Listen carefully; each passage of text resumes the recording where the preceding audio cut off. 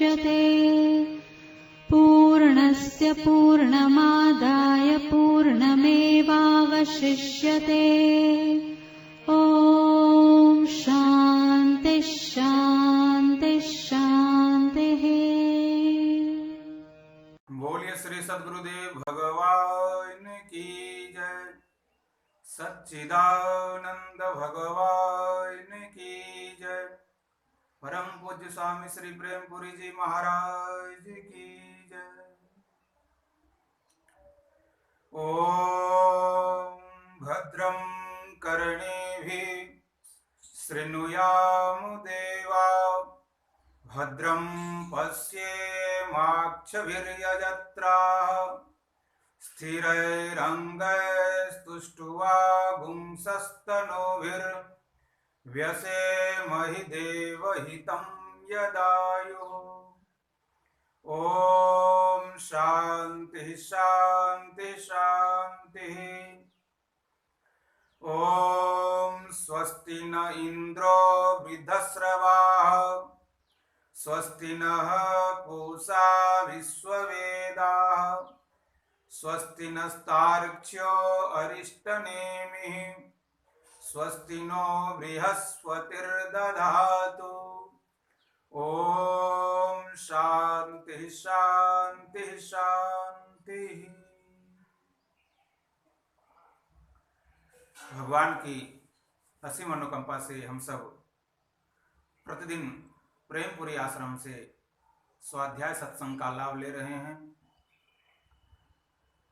स्वाध्याय के क्रम में हम सब मांडुक्य उपनिषद के मांडुक्य कारिका के द्वितीय प्रकरण वैतथ्य प्रकरण के 22वें श्लोक में विचार कर रहे थे। नित्य प्रति हम सब विचार करते हैं और यहाँ सबका विचार भी बताया गया, सबका मत भी बताया गया कि किसका क्या विचार है और किसका क्या मत है, किसका विचार कहाँ तक पहुंचा, अर्थात कौन क्या मानता है, किसका सिद्धांत क्या है, आत्मा को किस रूप में मानता है, जगत का मूल कारण क्या है, यह सब एक एक करके विचार किया जाता है स्वाध्याय के क्रम में। तो हम सब नित्य प्रति इस स्वाध्याय सत्संग में मांडुक्य कारिका के 22वें श्लोक में विचार किए थे। वेदा इति वेदविदो यज्ञा इति च तद्विदः भोक्ते इति च भोक्तृविदो भोज्यम इति च तद्विदः। पूर्व प्रसंग में बताया था कि वेद को मानने वाला वेद ही सब कुछ है ऐसा मान लिया, वेद ही सबका आधार है। और यहाँ कहा उत्तर में यदि वेद ही सब कुछ है तो वेद एक शब्द है, वर्ण है, और यह वर्ण के रूप में शब्द के रूप में है, यह बताया। इसको हम उच्चारण करते हैं वाणी के माध्यम से, श्रवण करते हैं कर्ण के माध्यम से, उसमें वेद एक नहीं चार है। इसके बारे में पूर्व में विचार हो चुका। यज्ञायति च तद्विदः, यज्ञविदः ऐसा भी कर सकते हैं। यज्ञविद, यज्ञ के ज्ञाता, यज्ञ ही सब कुछ है, यज्ञ ही सबका आधार है ऐसा मानते हैं। तो उसके बारे में भी बताया, हम सब श्रवण किए कि यज्ञ ही यदि सबका आधार है तो यज्ञ करके, सबसे पहले तो यज्ञ के बारे में बताया कि यज्ञ किसे कहते हैं। देवता निमित्तेन द्रव्य त्याग यज्ञ, देवता के निमित्त, देवता के उद्देश्य से जो द्रव्य त्याग किया जाता है उसे यज्ञ कहते हैं। और यज्ञ से हमें किसी एक इष्ट वस्तु की प्राप्ति होती है। जैसे स्वर्ग की इच्छा हो तो स्वर्ग काम हो जाए, तो स्वर्ग की कामना से हमने यज्ञ किया तो स्वर्ग की प्राप्ति होगी, सब कुछ की प्राप्ति नहीं। पुत्र की इच्छा हो तो पुत्र काम हो जाए, तो पुत्र कामना से हमने यज्ञ किया तो पुत्र की प्राप्ति होगी। रूप की इच्छा हो, धन की इच्छा हो, राज्य की इच्छा हो, इस तरह से जिसकी इच्छा हो उसके निमित्त हम यज्ञ करते हैं। तो यज्ञ भी जो एक नहीं अनेक यज्ञ हो गया। उसका मूल, संसार का मूल कारण कोई एक यज्ञ ऐसा है, ऐसा कोई निश्चित नहीं है, ये कहा गया। अनेकत्व की प्राप्ति हुआ। आगे के प्रसंग में इसमें विचार किया, भोक्ते ते च भोक्तृविदो भोज्यमिति च तद्विदः। भोक्त्रेति च भोक्तृविदो, इनका टीका हम सब देखेंगे। भोक्तृविद, भोक्ता के ज्ञाता, भोक्ता ही सब कुछ है, ऐसा कहते हैं टीकाकार। कहते हैं आनंद गिरि जी, भोक्ता एवं आत्मा न कर्ता इति सांख्या। सांख्यवादी मानते हैं कि कर्ता नहीं बल्कि आत्मा कैसा है, भोक्ता है, ऐसा मान लिया, यह भोक्ता है। तो उसके बारे में तत्र भोगो यदि विक्रिया स्वीक्रियते तर्हि कथम न नित्यत्वादि प्रसंग स्वभावत्वे सदा स्याद इति। कहते हैं यदि भोग, अब देखो हम यदि भोक्ता मानते हैं, आत्मा को भोक्ता मानते हैं, सांख्यवादी आत्मा को भोक्ता, अर्थात आत्मा ही भोक्ता है। तो यदि हम आत्मा को भोक्ता मानते हैं तो भोगो यदि विक्रिया स्वीक्रियते, अब भोग को ग्रहण करेगा भोक्ता, और भोग है विषय भोग, पंच विषय है, रूप, रस, गंध, स्पर्श और शब्द, यह 5 विषय है। और पांचों विषयों में वह हर समय प्रतिक्षण बदलते रहता है, एक जैसा नहीं रहता, हर समय बदलता है, हर समय बदलता है। रूप भी है तो एक जैसा नहीं रहता, रस भी है तो एक जैसा नहीं रहता, गंध है तो वह भी एक समय एक जैसा नहीं रहता, हर चीज बदलता है, विक्रिया होती है, उसमें परिवर्तन होता है। तो उसमें स्वाभाविक रूप से अनित्यता की प्रसंगता होगी, अर्थात अनित्यत्व होगा। रूप हर समय नहीं रह सकता, विक्रिया हुई, परिवर्तन हुआ, धीरे धीरे वह नष्ट की ओर चला जाता है। सभी विषय भोग, जो भी कोई भोग है वह स्थिर नहीं है। जब विषय भोग स्थिर नहीं है तो भोक्ता जब विषयों का भोग करेगा, और जब विषय भोग उस समय समाप्त हो गया, विषय भोग यदि नहीं है तो उस समय फिर क्या करेंगे? विषय सन्निधौ भोक्तृत्व, विषय की सन्निधि हो रही है तो हम भोक्ता हो गए, विषय के साथ संबंध हो रहा है तो हम भोक्ता हो गए। जैसे रूप को हमने देखा, रूप का भोक्ता है, रस को हमने रसनेंद्रियों से ग्रहण कर रहे हैं तो रस के भोक्ता है, गंध को घ्राण इंद्रियों से ग्रहण कर रहे हैं तो गंध के भोक्ता है। अब गंध किसी एक विषय से आ रहा है, एक फूल से,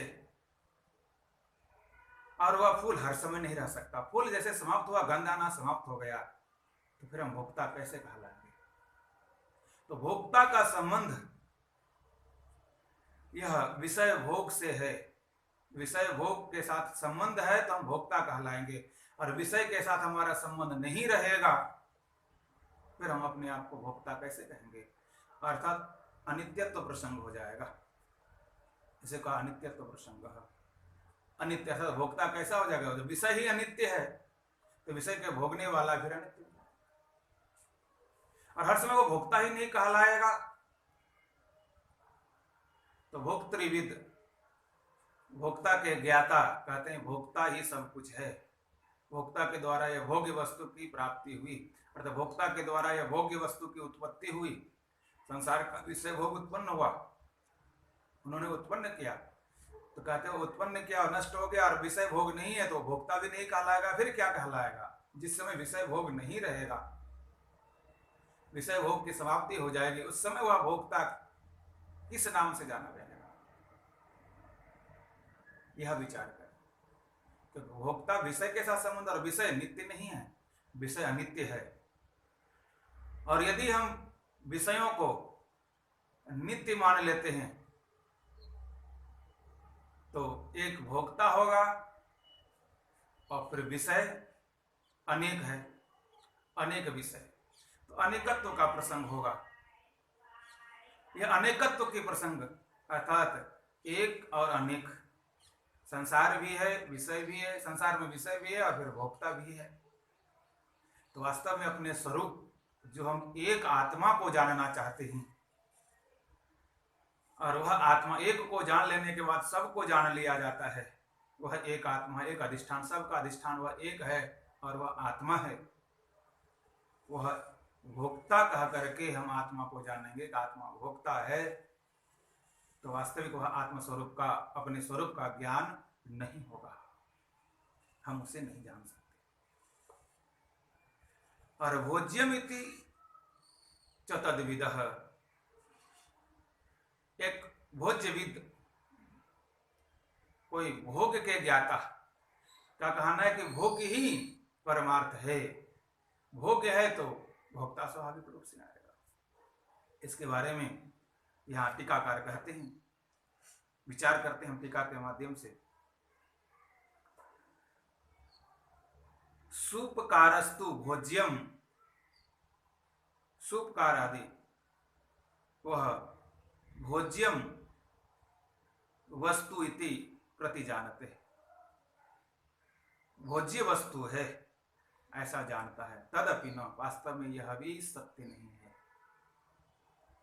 यह भी सत्य को नहीं जानता, अपने स्वरूप को वास्तविक रूप से नहीं जानता। क्यों? कि जो भोग्य वस्तु है, जो भोज्य वस्तु है, उसमें मधुर आदि रस, व्यंजन, व्यंजन आदेश तदेव अन्यथात्व दर्शनात् एक रूप्य असंभवाद इत्याह। किसी भी भोग्य वस्तु में वह एक जैसा नहीं हो सकता। मधुर, अम्ल, लवण, खट्टा, मीठा, चरपरा इत्यादि जो रस है व्यंजन में, जो हम ग्रहण करते हैं रसन इंद्रियों के द्वारा, तो कहते हैं यह तदेव अन्यथात्वम, सब अलग अलग अनुभव हो रहा है। किसी चीज को हम ग्रहण करते हैं तो मधुर मीठा लगता है, किसी को ग्रहण करते हैं तो खट्टा लगता है, किसी को ग्रहण करते हैं तो चरपरा लगता है, किसी को ग्रहण करते हैं तो कड़वा लगता है। इस तरह से भोज्य वस्तु जो है या भोग्य वस्तु जो है, अनेकत्व दर्शनार्थ, अनेक का अनुभव होता है, कभी कुछ अनुभव होता है, कभी कुछ अनुभव। तो क्या वह अपना जो स्वरूप है क्या इस तरह से है? वास्तव में यह भी सत्य नहीं, असंभवात, यह तो बिल्कुल असंभव है। भोग्य वस्तु अर्थात भोग्य ही सब कुछ है, यह तो हम मान ही नहीं सकते, यह असंभव है। भोक्ता भी सही नहीं है और भोग्य भी सही नहीं है। भोक्ता मानेंगे तो भोग्य वस्तु हर समय नहीं रहेगा, और भोग्य मानेंगे तो भोग्य वस्तु में हर समय परिवर्तन हो रहा है। कभी किसी तरह का भोग्य वस्तु आता है, कभी किसी तरह का भोग्य वस्तु आता है, कभी किसी तरह का भोग्य वस्तु आता है। एक रस एक जैसा स्थिर स्थायी नहीं है, और स्थिर नहीं है, एक नहीं है, अनेकत्व है। अनेकत्व को कहा गया, इसलिए हम सब प्रसंग में विचार किए हैं कि जहां अनेकत्व की प्राप्ति होती है वहीं भ्रम होता है। अधिष्ठान एक होना चाहिए, हम अधिष्ठान का ज्ञान कर रहे हैं। अधिष्ठान में जो नाना रूप दिख रहा है, वह नाना रूप को मानने से वह नहीं चलेगा। अनेकत्व रूप जो दिख रहा है वह नहीं चलेगा, कि अनेकत्व का भ्रम होता है और उसमें ही परिवर्तन है, हर समय बदलता हुआ सा अनुभव हो रहा है। दूसरी बात, भोक्ता और भोग्य दोनों मानने वाला, सबसे पहले तो भोक्ता, जो भोग्य वस्तुओं को ग्रहण करता है, यह भोक्ता। तो हर समय वस्तु भोग्य नहीं रहता है, और जो भोग्य वस्तुओं को ग्रहण करता है यह तो बिल्कुल उससे अलग है।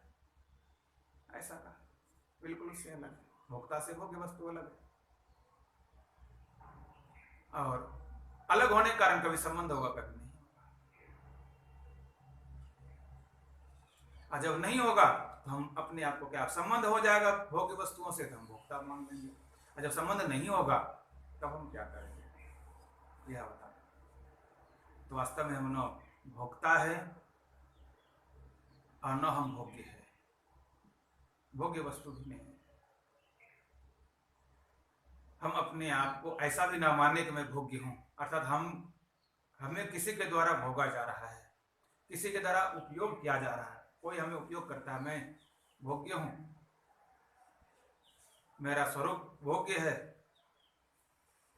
तो कहते ऐसा भी नहीं, किसके द्वारा मुझे उपयोग किया जा रहा है। तो विचार करेंगे तो लगता तो है कि सबको हमें चाहता उपयोग करना, माता पिता चाहता कि मेरा बेटा मेरी सेवा करता रहे, मेरे साथ रहे। जिस कंपनी में काम करते वो कहता है कि मेरे यहाँ सब दिन काम करता रहे, मित्र कहता है मेरे साथ रहे। इस तरह से सब कोई अपना मेरा मेरा कह करके कहता है, तो लगता है कि मैं उसका हूं, मैं उसका हूं, तो किसका हूं, भोग्य। तो हमारा जो स्वरूप है यदि भोग्य का है तो वह किसका भोग्य है, वह कौन है जिसका मैं भोग्य बना हुआ हूं।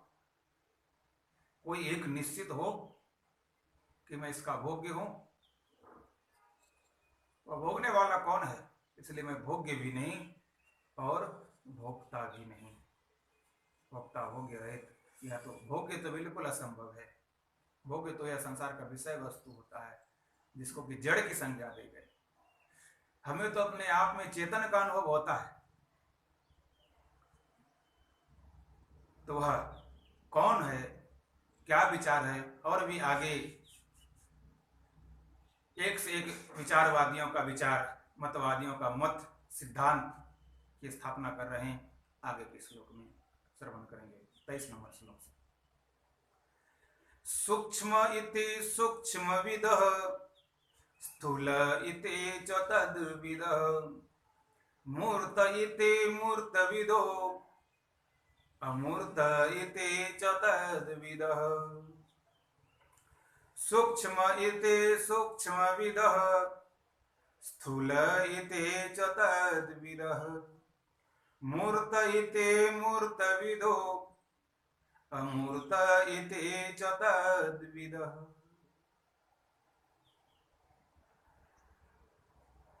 कहते हैं सूक्ष्म इति सूक्ष्मविदः, सूक्ष्मविद, सूक्ष्म के ज्ञाता,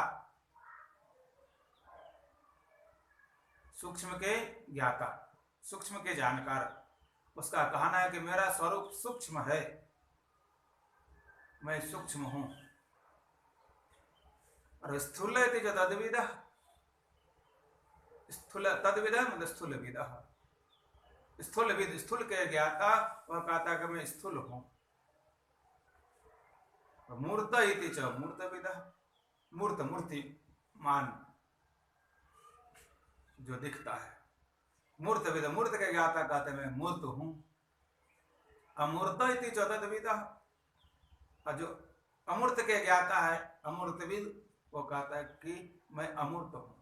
इस तरह से यहाँ पर भी चार मतवादियों का, चार सिद्धांतियों का, चार सिद्धांत की स्थापना करते हैं, और फिर उसे विचार से हम सब जानते हैं। विचार करें। अब इसमें सबसे पहले आया सूक्ष्म इति सूक्ष्मविदः, सूक्ष्मविद अर्थात मैं सूक्ष्म हूं, ऐसी मान्यता है कुछ साधकों की कि मैं सूक्ष्म हूं।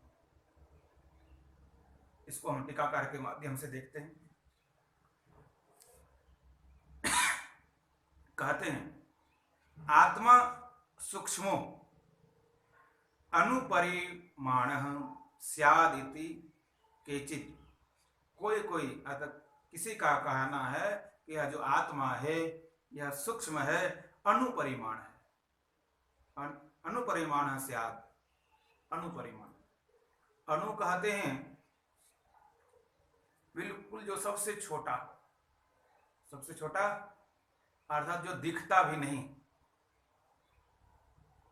आंखों से जो दिखाई न दे उसे कहते हैं अणु। शास्त्र में, न्याय शास्त्र ने उसका वर्णन किया अणु का, तो कहा दो अणु मिल करके एक द्वैनुक होता है, उसे द्वैनुक कहते हैं। दो अणु, द्वैनुक, वह द्वैनुक भी नहीं दिखता है, दो अणु मिल जाने के पर भी नहीं दिखता है। और तीन द्वैनुक मिल जाने के बाद उसे त्रसरेणु कहते हैं, उसे त्रसरेणु कहते हैं। तो आंखों से बिल्कुल सूक्ष्म के रूप से कभी कभी प्रकाश में तिल्ली सा दिखता है, जो आंखों से दिखाई दे उसे त्रसरेणु कहते हैं। अर्थात तीन द्वैनुक, तीन दूनी छह अणु, अर्थात छह अणु का समूह होने के बाद उसे त्रसरेणु कहते हैं। तो ये त्रसरेणु आंखों से दिख सकता है, इतना छोटा है, अर्थात अणु दिखाई नहीं देता। तो यह अणु, इस तरह से अणु के बारे में चर्चा किया। अणु अर्थात जो सबसे छोटा हो उसे अणु कहते हैं। तो किसी साधक का विचार है कि आत्मा कैसा है, अणु है। आत्मा सूक्ष्म है, अणुपरिमाण से, अणुपरिमाण है। खिंचित किसी का कहना, किसी का सिद्धांत, किसी का मानना। तत्र इसके बारे में भी कहते हैं आगे, तन्न, यह वास्तव में आत्मा अणु भी नहीं है, सूक्ष्म भी नहीं। क्यों? तो युगपद अशेष शरीर व्यापी वेदना अनुसंधान असिद्धेर इत्याह। युगपद एक साथ, युगपद का होता है एक साथ, अशेष शरीर व्यापी, एक दो नहीं, बहुत सारे शरीर है और सब शरीरों में अनुभव हो रहा है। यदि वह आत्मा बिल्कुल अणु है, बिल्कुल सूक्ष्म है, छोटा है, बिल्कुल आंख से दिखाई नहीं देता, वह एक है, तो सभी शरीरों में यह जो अनुसंधान हो रहा है, जो अनुभव हो रहा है, यह कैसे होगा? कहते सूक्ष्म रूप से, सूक्ष्म इति, सूक्ष्म वाले मानता है, तो वास्तव में यह अनेक नहीं होगा। ये भी मान्यता कहते सत्य नहीं है, क्योंकि उपनिषद में कहा गया है अनोर अनियान, आत्मा के बारे में, अनोर अनियान महतो महियान। अणु से भी अणु, अनुरूप नहीं है वह आत्मा, अनुरूप नहीं, अनोर अनियान, अणु से भी अणु, जिस अणु को हम जान रहे हैं किसी भी माध्यम से, वह आत्मा वैसा नहीं है। वह अनोर अनियान, अणु से भी अणु है, अर्थात छोटा से छोटा, और महतो महियान, बड़ा से भी बड़ा है।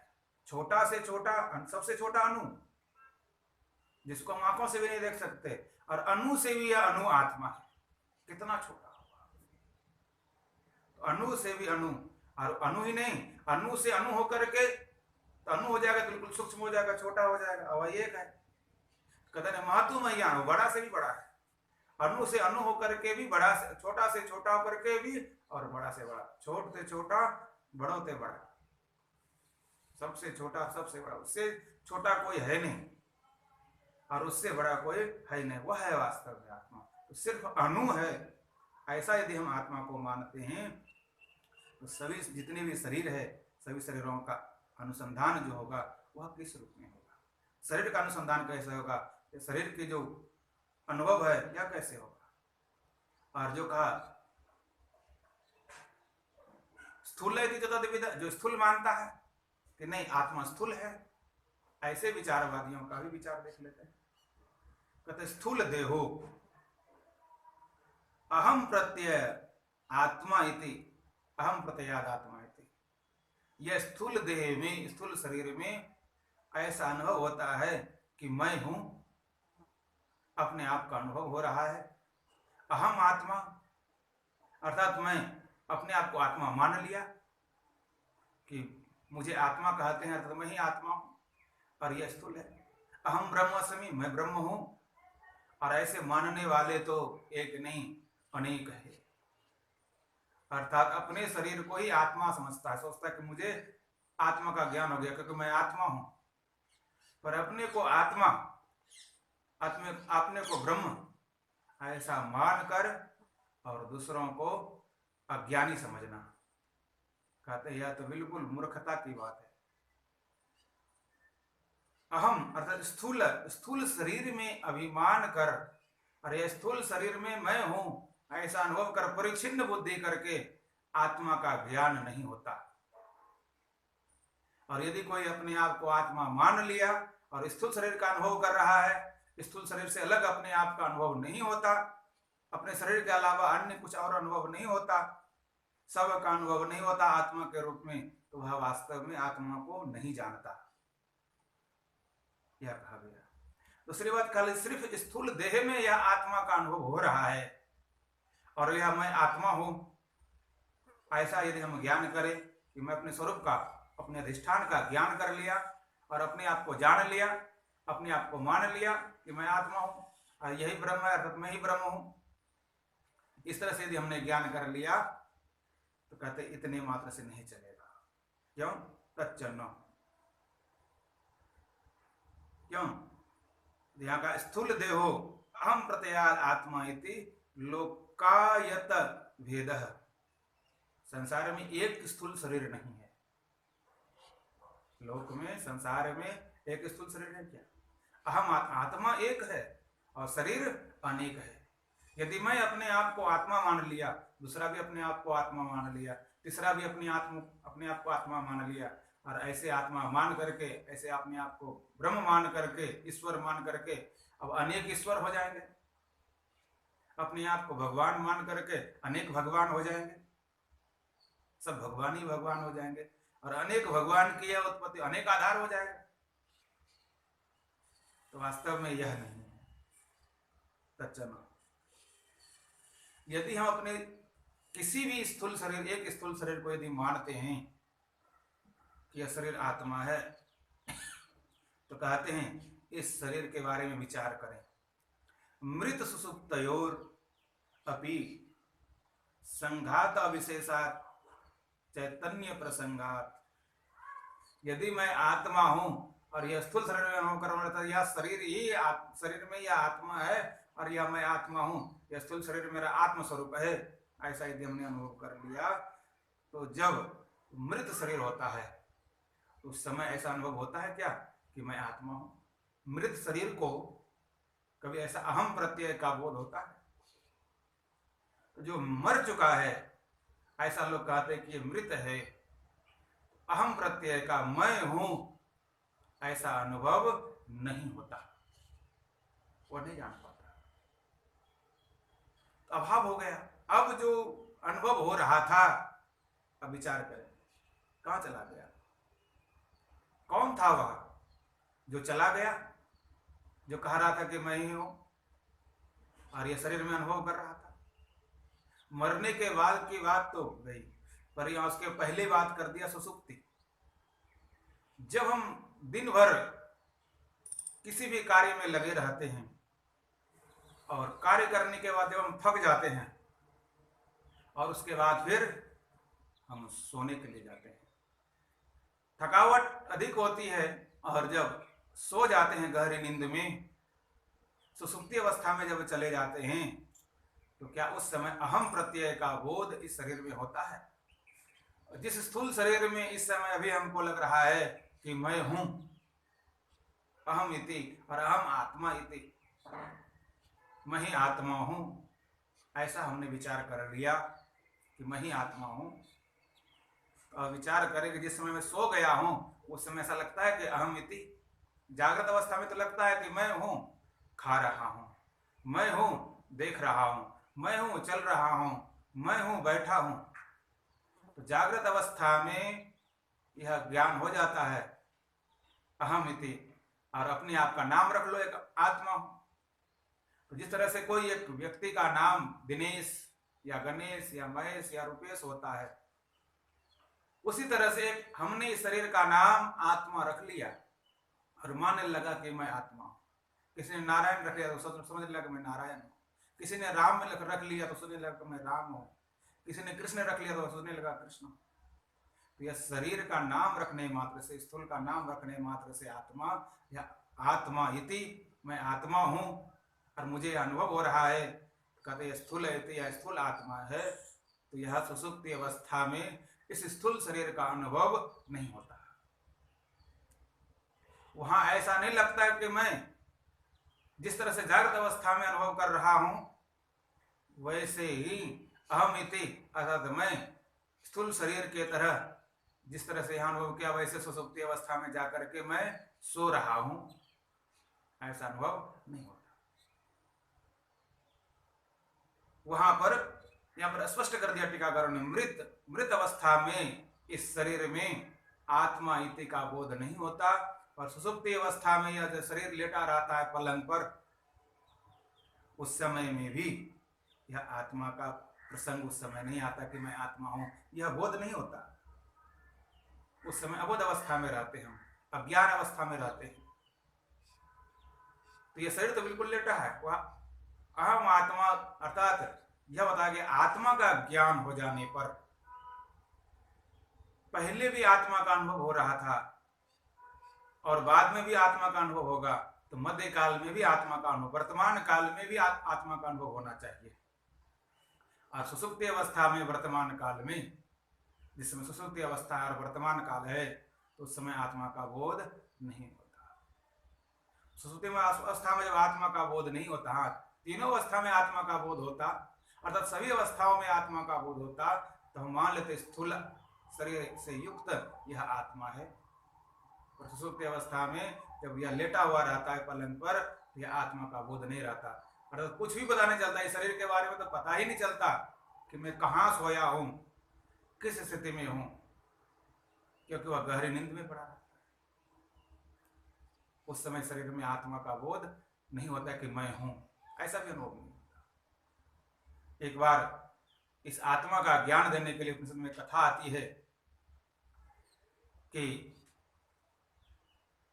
एक बार शिष्य ने गुरु जी से कहा, गुरुदेव मुझे उस आत्मा के बारे में बताइए, वो आत्मा कौन है, कैसा है, किस रूप में है। तो कहा कि चलो तुम उस आत्मा को जानना चाहते हो? बोला कि हाँ मैं जानना चाहता हूं। जब ले करके गए, एक सोया हुआ व्यक्ति था, वहां गया और उसे जगाया, पहले दिखाया उसको, देखो ये पड़ा हुआ है, फिर उसको उठाया, उठो। तो जैसे वह जगा तो गुरुदेव ने पूछा शिष्य से, बताओ ये कहां से आया, कहां था ये? जिस समय पड़ा उस समय तो देखा नहीं था। सोया हुआ व्यक्ति के सामने गुरु और शिष्य खड़े हैं, पर फिर भी वह नहीं देख पा रहा है, नहीं जान पा रहा है कि मेरे सामने खड़ा है। पर उसे जब जगाया गया तो उसने तुरंत उठ करके बैठा और देखा कि मेरे सामने कोई गुरुदेव आए हैं, उनके साथ एक शिष्य। तो कहां था उस समय जिस समय इसके सामने खड़े थे, कहां से आया, किस स्थिति में था? तो शिष्य कहते कि मैं नहीं जानता। तब उसे ज्ञान दिया अवस्था का, जागृत अवस्था, स्वप्न अवस्था, सुषुप्ति अवस्था, विस्तार पूर्वक इसका वर्णन करते हुए उस आत्मा के बारे में बताया गया। आत्मा सभी अवस्थाओं के साक्षी है, सभी अवस्थाओं में वह आत्मा ही है जो अनुभव करता है।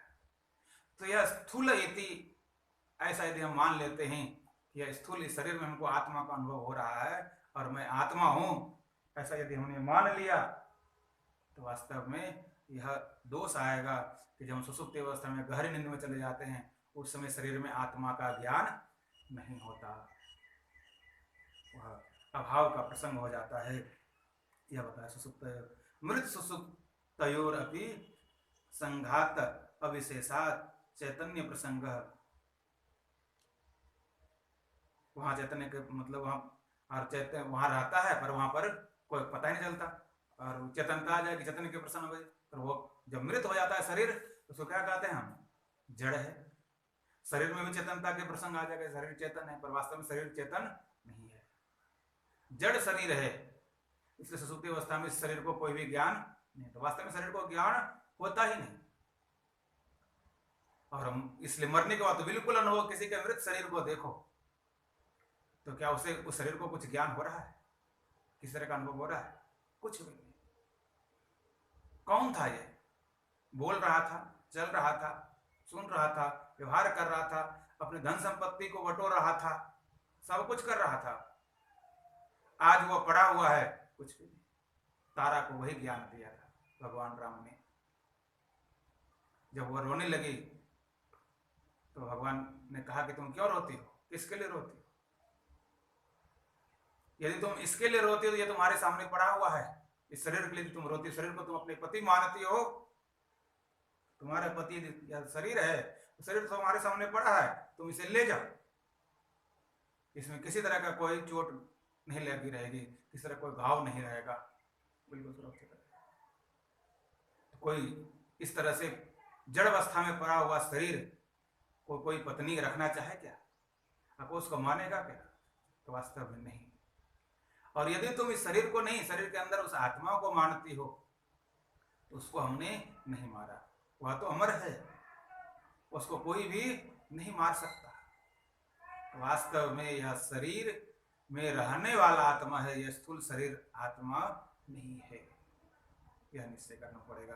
तो जो यह स्थूल शरीर को आत्मा मानता है वह भी इस आत्मा को पूरा पूरा नहीं जानता, और जो सूक्ष्म शरीर सूक्ष्म को मानता है, सूक्ष्म शरीर नहीं सूक्ष्म को मानता है, जो बिल्कुल सूक्ष्म अनुरूप है, वह भी आत्मा को नहीं जानता। अनुरूप में मानने वाले भी आत्मा को पूरा नहीं जान पा रहा है पूर्ण रूप से, और स्थूल रूप यदि मान लेते हैं तो वह स्थूल है,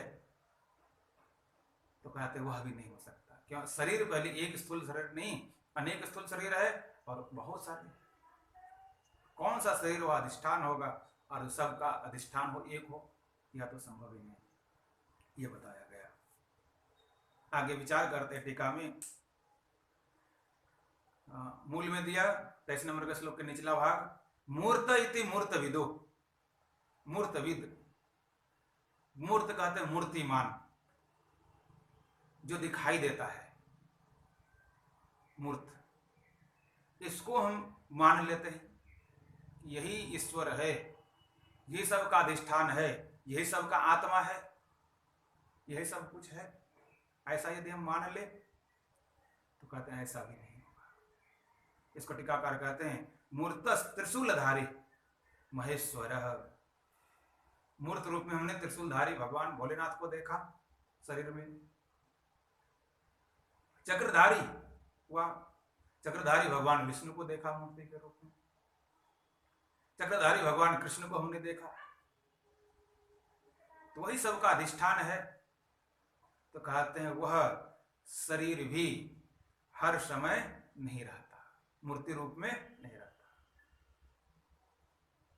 हर समय शिव जी का रूप एक जैसा हो, कोई कहते शिव जी का ये ऐसा रूप। आजकल तो शिव जी का रूप बनाने वाले भी कोई को बहुत मोटा बना देता है, कहते भगवान भोलेनाथ बहुत मोटे, कोई भगवान भोलेनाथ को इतना छोटा बना देता है, लगता है भगवान भोलेनाथ इतने छोटे होंगे। और कोई बहुत विशाल 100 फीट 150 200 फीट का बना देते हैं, कहते भगवान, हम सोचते हैं लोग भगवान इतने बड़े। तो कल्पना ऐसे मूर्ति के रूप में, या भगवान का कहीं ऐसा किसी को दर्शन हो जाए तो वह भी पहले स्थिर नहीं रहता, कभी किसी को किसी भी रूप में, कहते भक्त की भावना जैसे होती है वैसा रूप में उसे दर्शन हो जाता है, पर वह वहीं विलीन हो जाता है। तो भक्त को दर्शन दिया और वहीं पूर्ण रूप से वह समाप्त हो गया। तो वही सब का अधिष्ठान है और वही सब कुछ है, इतने मात्र से मान लेने के बाद वो पूर्ण आत्मा का ज्ञान नहीं होता। हाँ, भक्तों की मनोकामनाएं पूर्ण जरूर होती है, भक्तों की इच्छा पूर्ण होती है, पर वह सिर्फ मूर्तिमान, वह आत्मा है, सबका अधिष्ठान है, ऐसा नहीं। चाहे वह त्रिशूलधारी हो, चाहे महेश्वर या चक्रधारी भगवान विष्णु या राम या और कोई भी हो, कोई भी हो, पर सब जो है वास्तव में नहीं है। क्यों? आगे कहते हैं परमार्थो भवति इति आगमिका, आगम को मानने वाले इसको परमार्थ के रूप में मानता है कि मूर्त रूप में है। तदपि भ्रांति मात्रम, वास्तव में यह भ्रांति है। क्यों भ्रांति है? तो कहा गया अस्मद आदि शरीरवत, भगवान का भी शरीर, यदि हम ईश्वर का शरीर भगवान भोलेनाथ का, भगवान कृष्ण का, राम का, शिव, किसी का भी यदि हम मान ले, अस्मद आदि, इस तरह से हम सबका शरीर उत्पन्न हुआ और 50 वर्ष, 60 वर्ष, 70 वर्ष, 80 वर्ष रहा, फिर नष्ट हो गए। वैसे ही उनका शरीर उत्पन्न हुआ और फिर नष्ट हो गए। यदि ईश्वर का एक मूर्तिमान, एक रूप होता, जब कहीं किसी भी भक्तों को दर्शन देते तो एक रूप में देता। जब किसी भक्त को दुख हुआ और भक्त की मनोकामनाएं हैं तो वहां उसको उसी रूप में दर्शन देना चाहिए। पर किसी भक्तों को कृष्ण के रूप में दर्शन देता है, किसी भक्तों को राम के रूप में दर्शन होता है, किसी के भक्तों को शिव के रूप में दर्शन होता है। प्रहलाद को नरसिंह के रूप में दर्शन हो गया, कभी कहीं किसी को, मीराबाई को कृष्ण के रूप में दर्शन हुआ। तो एक रूप भगवान का कौन सा है? क्या हम मूर्तिमान को एक रूप विचार कर पाएंगे? क्या वह संभव है? कहते वास्तव में असंभव है। हाँ, लीलावत इतना जरूर है। भगवान क्या करते हैं? लीलावत वह शरीर धारण करते, लीला करने के लिए, अर्थात भक्तों को प्रसन्न करने के लिए। भक्त घबरा न जाए, डर न जाए, वह आत्मा की सत्ता को त्याग कर, भगवान की सत्ता को त्याग कर बहिर्मुखी होकर के विषयमुखी न हो जाए, वह भटक न जाए, इसलिए भगवान कभी कभी उसे दर्शन दे देते हैं। जैसे भागवत में प्रसंग आता है कि नारद जी के पूर्व जन्म में वह जब दासी का पुत्र था, उसे भी जब भगवान की लालसा हुई, भगवान की इच्छा हुई, तो वह भी जब तप करने के लिए जंगल में गए, तो जब उन्होंने साधना करने लगा तो भगवान ने उसे कह दिया अभी तुम्हें मैं दर्शन नहीं दूंगा। सीधा कह दिया कि तुम्हें अभी तुम पक्के आए हो। देखिए, तो भगवान की वाणी सुन करके उसमें प्रसन्न हो गए, वो क्या भगवान है, उतने में संतुष्ट हो गए। वह आत्मा है, कोई है, कोई एक है। वह कौन है? जो उसी में सब कुछ समाया हुआ है, उसी से सब कुछ चल रहा है, और वही मैं हूँ। अर्थात मेरा, मैं उसी में समाया हुआ हूँ, तो मेरा स्वरूप वही है, वह मेरा असली स्वरूप है। और यह वास्तव में जिसे मैं जान रहा हूं, यह मेरा असली स्वरूप नहीं है। ध्रुव ने 6 महीने तपस्या की और भगवान उसको हरि के रूप में दर्शन दिया। तो सबको सब तरह से अलग अलग रूप में भगवान दर्शन दे रहे हैं। तो लीलाधारी भगवान पुरुष है। तो लीला रूप जो होता है तो वास्तव में असली रूप नहीं होता। यथा अनेकन भेष धरे नित्य कर ही नट कोय, सोई सोई भाव दिखावे ही आपुन होय न सो। यह तो अनेक रूपों को धारण करने वाला वो भगवान तो है, वास्तव में वो आत्मा का रूप है, पर वह एक रूप नहीं निश्चय कर सकते हम, वह अनेक रूपों में स्थित है। तो एक रूप कौन है जिसको मान सकते? तो मूर्त इति मूर्त विदु, वह मूर्त है तो एक रूप कौन होगा? जैसे कहा लीला विग्रह कल्पनम च विग्रह भावे लीला भावात। हमने लीला के रूप में किसी का मान लिया, कृष्ण का। कृष्ण का अवतार हुआ और वह कुछ काल तक रहे और फिर लीला संवरण करके वह चले गए। अब वह रूप जिसने देखा वह तो देख ही लिया, पर जिसने नहीं देखा अब वह कैसे मानेंगे? अब वो लीला तो समाप्त हो गई। अब वह रूप कैसे हम उसका अनुमान करेंगे? लीला भावात, विग्रह का भाव होते ही, शरीर का भाव होते ही, तो हर समय एक शरीर तो रहेगा नहीं। भगवान आए और उसी रूप में रहना चाहिए कि बस मैं ही आत्मा हूं, मैं ईश्वर हूं और मुझे सब कोई मानो।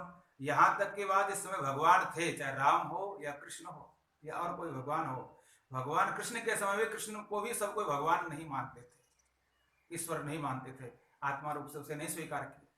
राम के समय में भी राम को ईश्वर के रूप में सभी ने स्वीकार नहीं किया।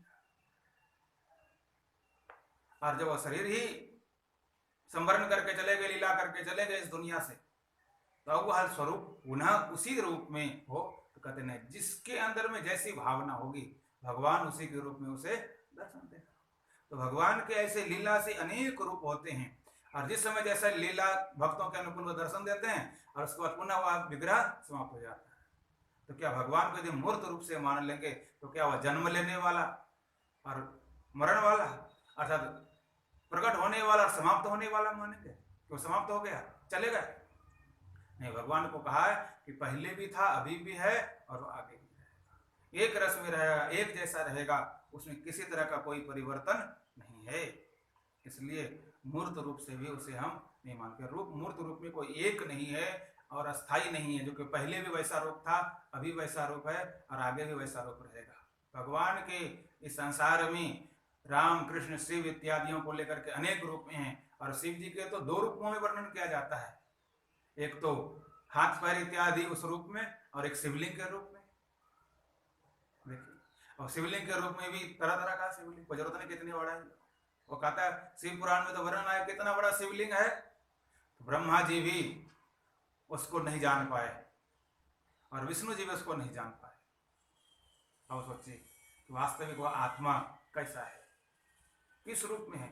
तो भक्त की योग्यता यदि बहुत बड़ी है, विशाल है, तो भगवान उसको इतना बड़ा स्वरूप दिखाता है कि हिमालय पर्वत उसके सामने छोटा पड़ जाता है। भगवान शिव ने दर्शन दिया। और यदि हमारी भावना ही छोटी है तो भगवान हमको छोटे रूप में दर्शन देते हैं। तो भगवान भक्त के अनुकूल वह प्रकट होते हैं, लीला करते हैं, और वास्तविक वह आत्मा का स्वरूप पूर्ण रूप से यही आत्मा है। कहते वह थोड़ा जानता है, बिल्कुल नहीं जानता, ऐसी बात नहीं।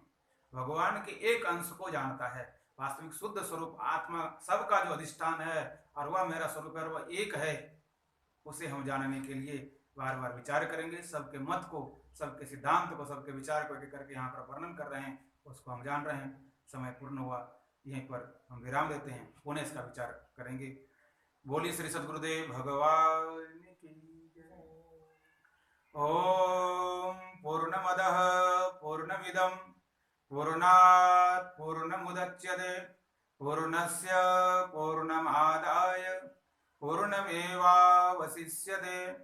ओम शांति शांति शांति। ॐ शान्ति शान्ति शान्तिः।